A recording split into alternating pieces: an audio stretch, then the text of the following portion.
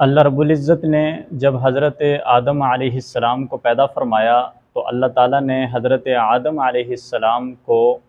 علم عطا کیا، اور اللہ تعالیٰ نے حضرت آدم علیہ السلام کو چونکہ اپنے ہاتھ سے بنایا تھا تو یہ بھی حضرت آدم کی فضیلت تھی، اور پھر اللہ رب العزت نے اپنی طرف سے حضرت آدم علیہ السلام میں روح ڈالی تھی تو یہ بھی حضرت آدم علیہ السلام کی فضیلت تھی، اور پھر جو اللہ نے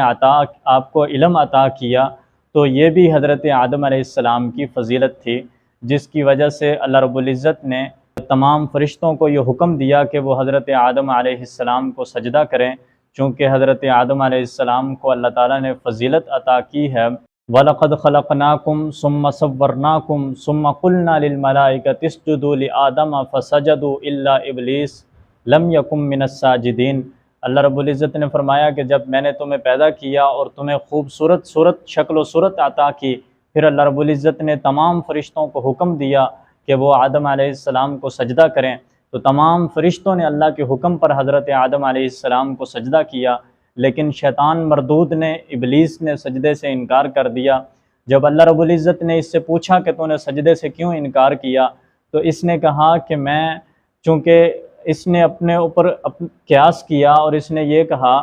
کہ آدم تو مٹی سے بنے ہیں اور میں آگ سے بنا ہوں، یعنی اس نے اپنی تخلیق کو آدم سے افضل سمجھا، اور اس نے یہ کہا کہ میں آدم کو سجدہ نہیں کروں گا۔ تو اللہ تعالیٰ نے ہمیشہ کے لیے اس کو لعنتی اور مردود قرار دیا، اور اس کو اللہ رب العزت نے اپنے دربار سے نکال دیا، اور اس کو جنت سے نکال دیا گیا، حالانکہ اس کا نام عزازیل تھا، اور یہ زمین پر جو جنات ہیں ان جنوں میں سے ایک تھا، لیکن عبادت میں یہ فرشتوں سے بھی بڑا ہوا تھا،